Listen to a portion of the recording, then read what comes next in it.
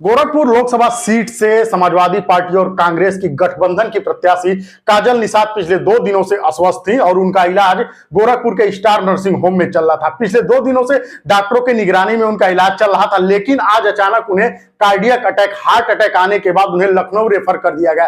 परिजनों से बात करने के बाद पता चला कि डॉक्टर ने कहा कि उन्हें हार्ट अटैक आया है और उन्हें तत्काल लखनऊ ले जाया जा रहा है। लखनऊ के वेदांता हॉस्पिटल में ले जाया जा रहा है। अब सवाल यह है कि वहां पहुंचने के बाद डॉक्टर ने क्या कहना है, डॉक्टर किस प्रकार से इस अटैक को देखते हैं। कहीं न कहीं डॉक्टरों की निगरानी के बाद ही ये तय हो पाएगा कि उनके हार्ट अटैक किस प्रकार का आया है। पिछले 2 दिनों से काजल निषाद अस्वस्थ थी और स्टार नर्सिंग होम में उनका इलाज चल रहा था। गोरखपुर लोकसभा सीट से जब से समाजवादी पार्टी ने उन्हें उम्मीदवार बनाया, तब से आए दिन काजल निषाद जनता के बीच जा रही हैं और भारतीय जनता पार्टी के प्रत्याशी रवि किशन से उनका मुकाबला है। तो कहीं न कहीं देखा जाए, पिछले लंबे समय से काजल निषाद अस्वस्थ थी और उनके पैर में क्रैक होने के बाद से लगातार जो प्लास्टर था, व्हील चेयर पे जनता के बीच जा रही थी।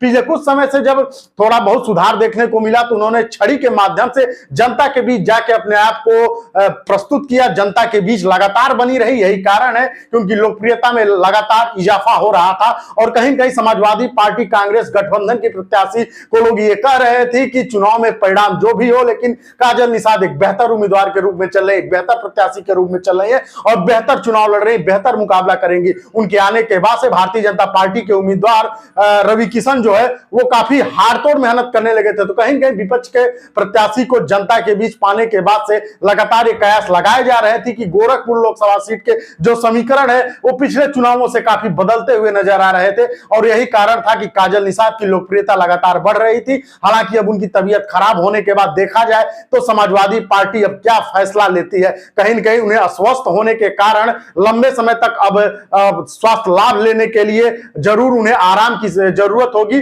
और अब देखना यह है कि समाजवादी पार्टी किस प्रकार का निर्णय लेती है। लेकिन इतना तो तय है कि अब स्वस्थ होने के बाद काजल निषाद जनता के बीच जाएंगी या नहीं जाएंगी, यह तो राष्ट्रीय नेतृत्व तय करेगा। लेकिन काजल निषाद के आने के बाद से समाजवादी पार्टी और भारतीय जनता पार्टी में इस बार गोरखपुर लोकसभा सीट पे आमने सामने का मुकाबला देखने को मिल रहा है।